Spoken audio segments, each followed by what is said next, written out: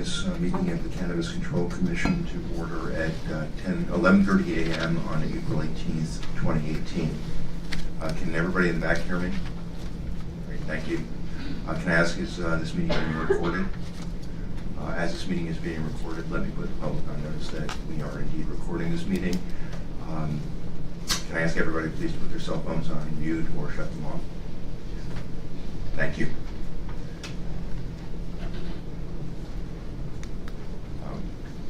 Before we get into the body of the agenda, there are a couple of announcements. First of all, we have 2 new team members that started yesterday and are still here today, which is always a good thing. And I'd like the executive director to introduce them, please.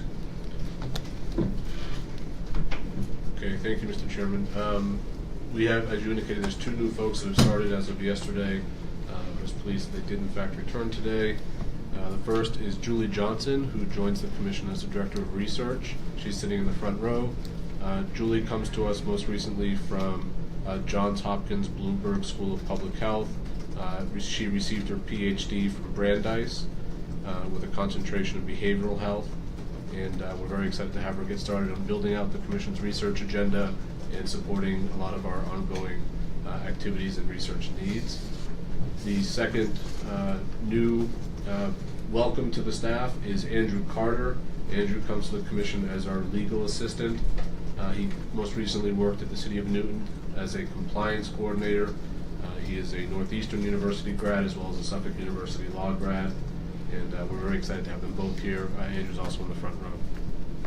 And let the record show, are you a lawyer, Julie? Me, no. Oh, good. So let the record show that only one of the 2 new employees is an attorney. I think the attorneys are still winning.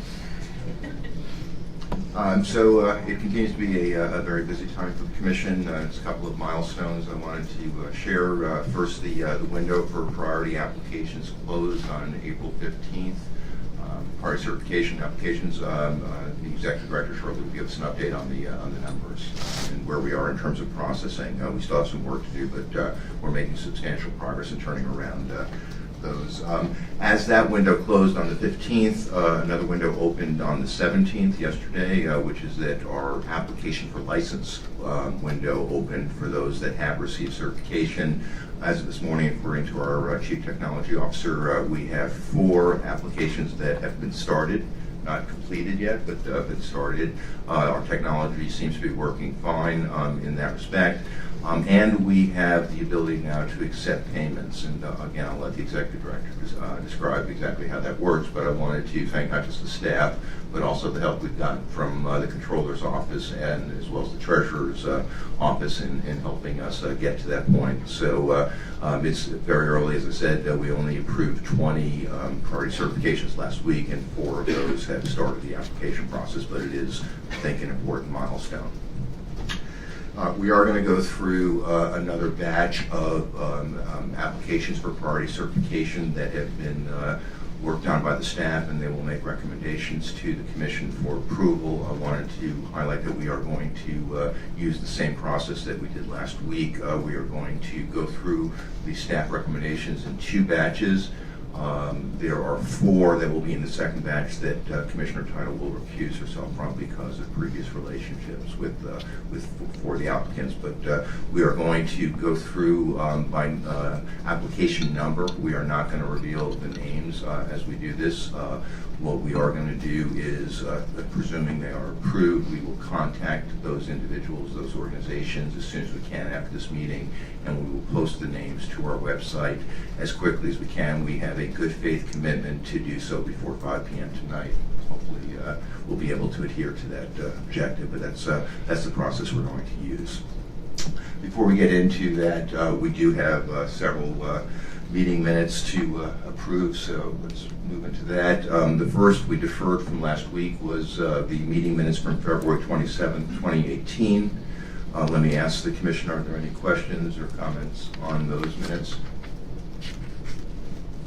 Can I have a motion to approve the meeting minutes for February 27, 2018? So moved. Let the record show that Commissioner McBride made the motion to approve, seconded by Commissioner Doyle. All in favor? Aye. Let the record show that those meeting minutes were unanimously approved. The next set of minutes are from February 28th, 2018. Those are another set of very extensive minute meetings that were distributed last night, so let me ask the commission whether we should defer till next week. I'd like to defer to it. Okay, so we'll skip the 28th, and we will come back and do that next week. April 3rd, 2018, not quite as extensive. Are we okay with that? Any questions or comments? Can I have a motion to approve the minutes from April 3rd? So moved. Can I have a second? Second. Let the record show Commissioner Doyle made the motion to approve, seconded by Commissioner Title. All in favor?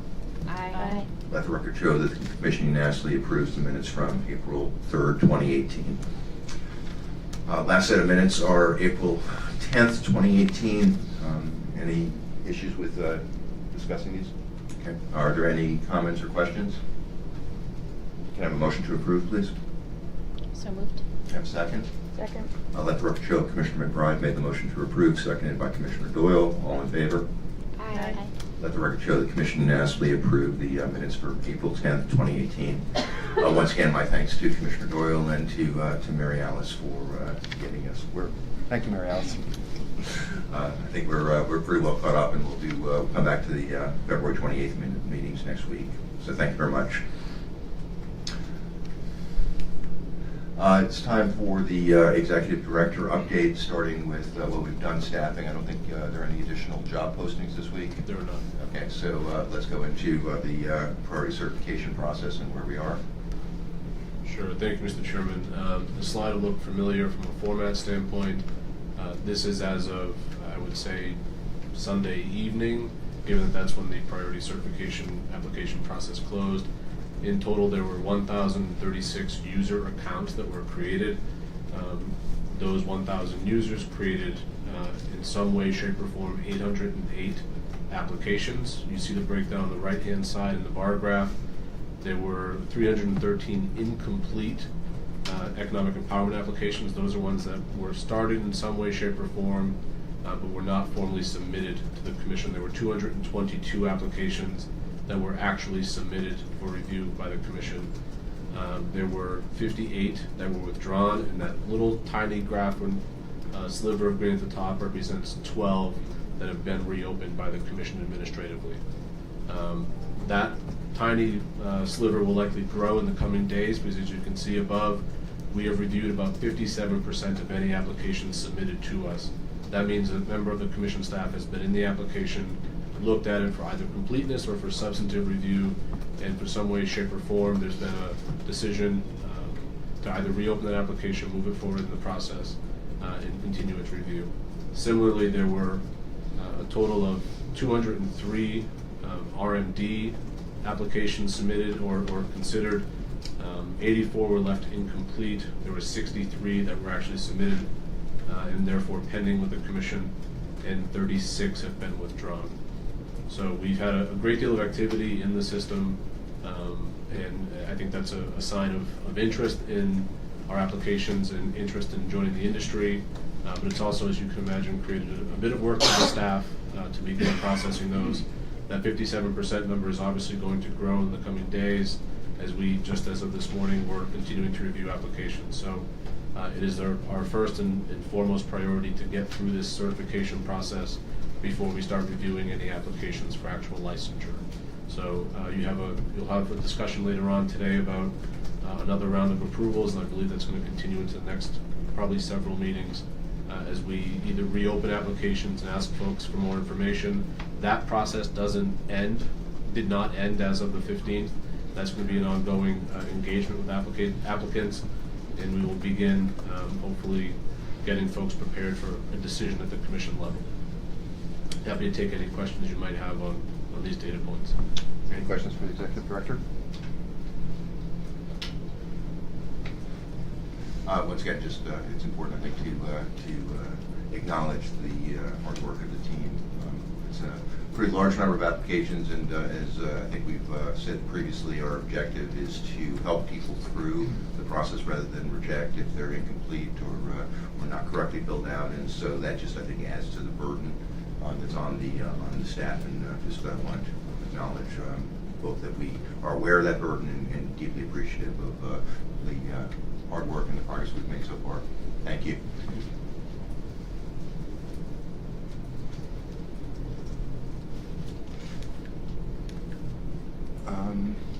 Is there anything before we go into the actual recommendations for approval? I have a question. Sure. My understanding, I just want to make sure that this is correct, Sure. is that anyone can go into the application, but only those with priority certification can click submit? Is that correct? That's correct. So let me actually touch on what rolled out yesterday. That might be an important note here.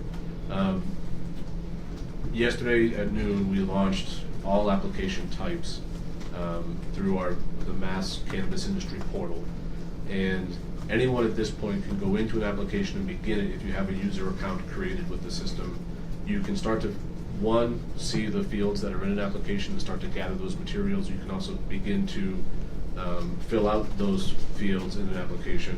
You would not be able to submit an application either from one of two ways. One is you received certification through the commission, approval of certification through the commission, or the next subsequent phase, which is May 1st for a series of licenses, as well as June 1st. So, but the application system is currently open to any and all users. They can get into the system, they can spend time in an application. They would not be able to submit it for the commission's review or consideration until they either receive certification or that window is open for any and all applicants. And similarly, as we rolled out the certification process, I knock on wood, it was I think a seamless rollout from a technology standpoint, a process standpoint, and again, the system is functioning just as we expected it to. So could you also talk, I'm sorry. So just to recap, anyone can now start working on their application. And then next steps for the commission are to complete reviewing priority certification applicants, Mhm. and then move on to reviewing applications. And the earliest under state law that we can issue a license is June 1st? That's correct. Yep. Okay. And thank you. As I mentioned, we have the ability to receive payments. If you just describe that, Sure. Mr. Executive Director. Sure. So there's two ways that applicants could pay the commission a license fee or an application fee. First being the application fee. The application itself will have a payment page, and it'll link an applicant to an external page that is managed outside of the commission's. So we won't actually get the financial data. This is kind of through the comptroller's office primarily, and it's electronic payment, so it's credit cards as well. We've also set up a lockbox through Bank of America where folks, and we'll put this address on the application on the commission's website.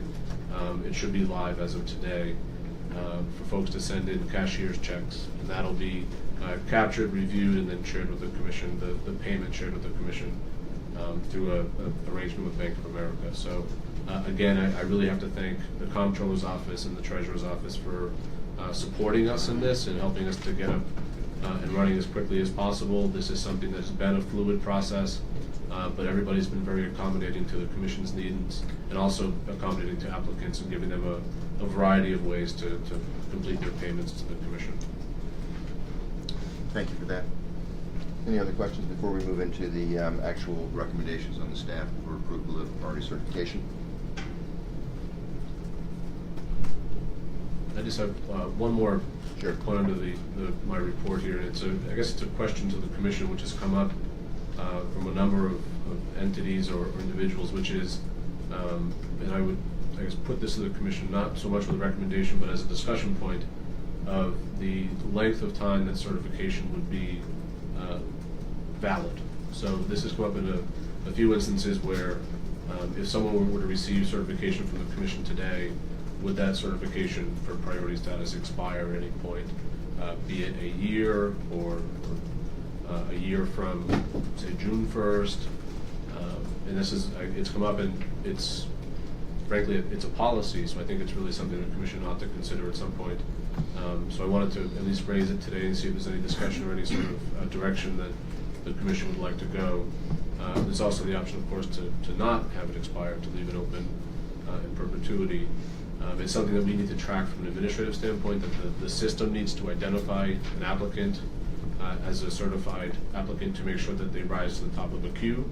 and that they become the first, either the first of the applicants available to us for review, or I guess the bottom of the certified priority applicants. So either the back of one line or the top of another. So I want to put it to the commission as a discussion point. Again, not so much with a recommendation from my perspective as to what it should be, but just something to consider. Does anybody want to comment on that? Go ahead, Commissioner Tatum. I don't think there should be an expiration date on the priority certification, particularly given how difficult it can be to get up and running, to find funding, to get local approval. I think that if there was a specific, say, technology-based reason or some other issue, then we can discuss possible expiration or revisiting. But if there's no specific reason at this time, then I don't see any reason to issue an expiration. Other comments? I'd actually recommend, oh, sorry. Go ahead, Commissioner McBride, then Commissioner Doyle. Well, I was actually going to say that I agree with Commissioner Title on this, and I think that it's a finite pool, and I think for all of the reasons that Commissioner Title just stated, it makes sense to enable individuals who have qualified to file their application and take advantage of that certification when they're able. And we know that there's going to be, ultimately a number, because we will have reviewed those applications and have gone through them and certified the number that we're going to certify. So. Commissioner Doyle. I was actually going to say I would recommend tabling this for further discussion at another meeting, just because, this is a new issue to me as of 5 minutes ago. And I'm more than happy to put it, putting it on the agenda for next meeting to work. Yep, sure. Is that okay with everybody? So let's just do that. I'll make a note and we'll put it on the next agenda.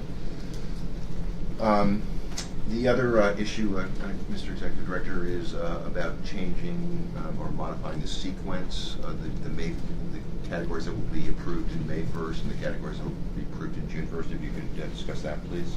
Sure. There's been some discussion about the sequence of opening the applications and the need or the desire to have transportation license applications available on May 1st as opposed to June 1st. The rationale was that there should be some consideration for the complexity of the application or the license itself, but also the need to get, licenses prepared for moving product between licensees that may not. So there's the ability for licensees to move product themselves, but smaller entities may not have the bandwidth or the capacity to do that. And so if they could partner with an existing transportation license and give that transportation licensee or applicant some lead time to get their application reviewed by the commission, opening that process earlier could help folks identify potential partnerships, but also get licenses issued in a more expeditious way or in a more timely way for new licensees. So the recommendation is to take the sequence which you proposed and we approved several meetings ago, and the only change that you're recommending is that making distribution licenses for people that don't have priority, people can apply for distribution licenses on May 1st rather than June 1st. That's correct. Is that correct? Yeah. I think we're talking about transporter, right? Transport. Yeah, Yeah. sorry. I just want to make sure everyone Sorry. knows. Yeah. So are there any questions or comments on that? Don't know. This is again. This is an executive decision that is being recommended by our executive director. I think we agreed to his proposal on sequencing before, so I'm not sure we need an additional vote on this unless there are any issues. Does anybody have any objection to the change that is being proposed?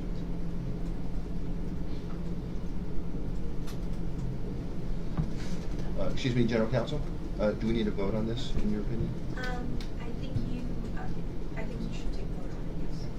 So, can you articulate the recommendation, please, Mr. Executive Director? Sure. The recommendation would be to open license applications for transportation related licenses on May 1st as opposed to June 1st. Can I have a motion? Go ahead. So moved. Can I have a second? Second. Let the record show Commissioner Title made the motion to approve, seconded by Commissioner Doyle. All in favor? Aye. Let the record show the Commission unanimously approved that. Thank you very much, Mr. Executive Director. Anything else before we move into? No, not at this time. Okay, thank you very much. As I mentioned, what we have here are 2 batches of priority certification applications that the staff is recommending for approval. Batch 1 includes both economic empowerment and dispensary applicants. Batch 2 has both as well. Batch 2 represents 4 applicants that Commissioner Title will recuse herself from on the voting, but she will participate in voting on the Batch 1 recommendations. Executive Director. Sure, thank you, Mr. Chairman. This is a similar format to last week's discussion. There are, I guess, in total, probably, let's say, 35 or so applications before you for approval. It is a mix of existing RMDs and economic empowerment applications. As I indicated last week, the RMD application process is really a partnership or a relationship we have with the Department of Public Health to reconcile information that folks have submitted and to confirm that PCRs or FCRs are active and valid and have been in fact issued by the department. The economic empowerment applicants are asked to submit or to confirm 3 of 6 criteria that the Commission has set in its regulations. And that process is really the Commission staff going into materials, looking at materials that have been provided, in some cases reconciling information with whether it be the census tract to confirm that someone lives within a community that's been disproportionately impacted, also reviewing or confirming residency in any way that we can, reviewing perhaps materials submitted about the business and the employees that they have and the relationships that they have with subcontractors. And so it's a real kind of meaty process that the Commission staff is spending a significant amount of time in. But from a process standpoint, we are continuing to spend as much time as possible in these applications, and also, as I indicated, in some cases, reopening applications, asking for more information. When we do reopen an application, we put a 5 business day time for response to make sure that we can hopefully get information back to the Commission as soon as possible. But these 35 or so have been, in most cases, reconciled with DPH, and therefore we are confident that either a final certificate of registration or a provisional certificate of registration has been obtained and is active. And then in the case of economic empowerment applicants, that at least 3 of the 6 criteria are both applicable and verified or confirmed to the extent we're able to do so. So as a result, I believe that you have, again, 1 batch probably has, I think it's 24, the first batch has 24 RMDs, as well as 7 economic empowerment applicants. The staff has reviewed them and would recommend approval. I'm happy to talk more about our process if there's any questions. Thank you. Questions? Comments? Would the executive director just explain sort of the thinking in blinding the names and giving numbers as opposed to names? And I mean, I think that there is probably a good explanation behind it. But Sure. So the concern from a staff level as well, I guess, well, my perspective is, I think from a general courtesy standpoint, we'd like to give applicants notice that they have in fact been approved for certification, and make sure that they are aware of it before they, I'd rather applicants not learn about it on Twitter or learn about it from the media, and also that they are therefore prepared to identify themselves as having applied for certification. That's, I guess, the logic, as well as the fact that this information will be published on the Commission's website in as timely a fashion as possible. Once we can, I guess, literally get back to the office, go into the system, and ensure that approval has in fact been achieved and accomplished. and do we anticipate there being a similar process or a different process as we move forward with actual license applications? I would expect. Sorry, the second part of the license Sure, applications. yeah. I would expect that there will be a much different process for license applications. One, I don't know that we'll have such sizable batches to be approved. I think that's going to be a much more labor-intensive process for staff. We're also involved in the packet system, and there's a significant and pretty vigorous background check process that will occur. We'll also be reviewing management operations profiles. There's just a lot more kind of in-depth review required from the staff perspective. But my hope would be that when it comes down to licensure, by then there'll be kind of a good business structure that could be identified as the primary applicant, and we would likely publish as a part of the agenda the actual names or the entities that are to be reviewed by the commission, also giving those entities advance notice that they will be before the commission for consideration for licensure. Therefore, giving them proper notice in advance of the meeting, as well as having notice to the public that that'll be considered at that time. Thank you. And I just want to state that I know that the staff has been working around the clock in order to review the certification applications, that there is a significant amount of information in there that, we want to make sure that the staff understands that, we really do appreciate the time that has been put into those reviews, and as with everything, we're sort of moving along very quickly, and thank you to you and to the staff for really getting this in shape so that we can continue to consider these and move forward with them. And thank you for bringing that up too. I think there's a lot going on at the commission level at this point. We did roll out all license types yesterday, and I think that went reasonably well, and that was a major undertaking to get each application type formatted, designed, and built out. And again, JD Software, our partner in that, has been really a valuable resource to us, and also constantly working on the clock. There's just a lot going on at the commission level, and so this is a priority. This has been our top priority, in addition to any number of other top priorities that are simultaneously occurring. But frankly, the staff has done a tremendous amount of work in learning this application process as well, and we are continuing to learn about it. We're continuing to learn about ourselves and our capacity, and I think this is going to be a process that improves over time, and hopefully that improvement or that growth and development of our own team will allow us to be much more nimble. I think we've been very nimble to date and very agile, but we're learning and we're developing, and I think we're developing good processes, and always toward being as transparent as humanly possible, which is something that the commission has in their mission statement, and that's something that we want to live up to. So. Okay, any other comments?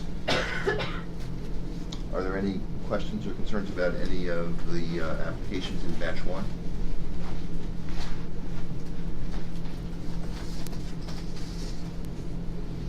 Yep.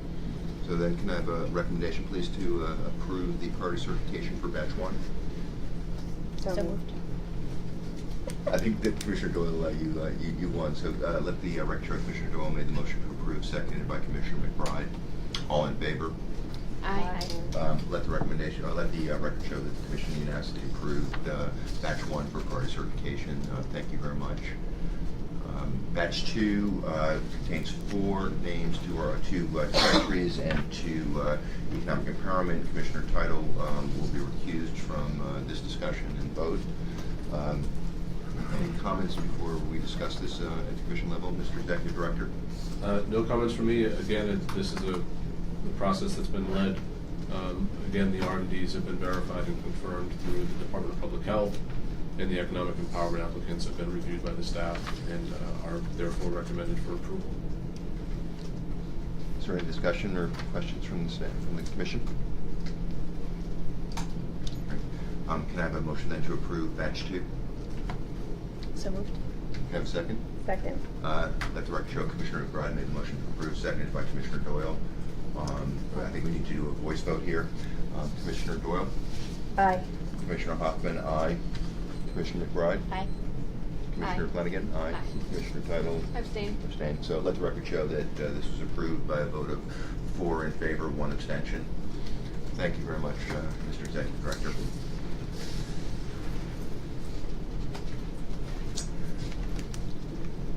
Any other comments on this process, Mr. Executive Director, before we move on? Not substantively, aside to say that we'll be back next week with hopefully another batch, and as we continue to work through these, this is something we're spending a great deal of time on. It is both noticed and appreciated. And I would expect that as we spend a lot more time in them, there'll be some that'll be reopened and we'll be asking for more information, and then others that'll be ready for approval. But it's something that these do take a good amount of time to review, and we want to make sure that we're giving these the same attention that folks gave us when they applied, and want to make sure that we're being thoughtful about it. So it's a process. We'll be back next week with hopefully another batch. Great, thank you. I am aware of one topic that I was not aware of when the agenda was published last week, and that is a desire to clarify the Commission's regulations with respect to indoor and outdoor cultivation. As you might remember, in our regulations, we have different application rates and different license fees for indoor versus outdoor cultivation, and based upon some feedback we received, we thought it was important to be very specific and explicit in our definition of indoor versus outdoor. Commissioner Doyle has taken the lead on suggesting some language here, so let me turn it over to her. To the extent that, since this is a new topic, if the Commission would rather that we wait till next week to actually vote on it, that's fine, but let's at least get it on the table right now. So, Commissioner Doyle. Yep, and I can't take sole credit. Commissioner Title also helped me with this. Thank you.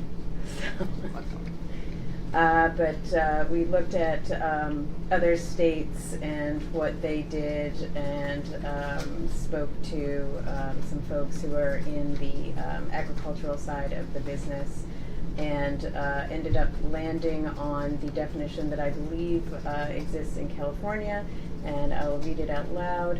Outdoor cultivation means the cultivation of mature cannabis without the use of artificial lighting in the canopy area at any point in time. Artificial lighting is permissible only to maintain immature plants.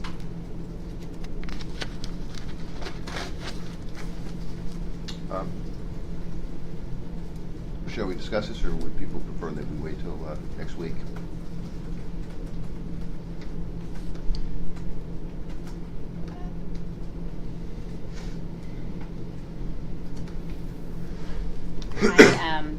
I trust that Commissioner Doyle and Commissioner Title collectively, reviewed this and had the conversations. I think that this is logical, and I think it's probably helpful for us to move forward. I don't have a question about it. I think that it's helpful for us to try to move forward and get it on the table so that particularly people who are going to be applying on May 1st, sort of, know what they're going to be doing or can plan accordingly.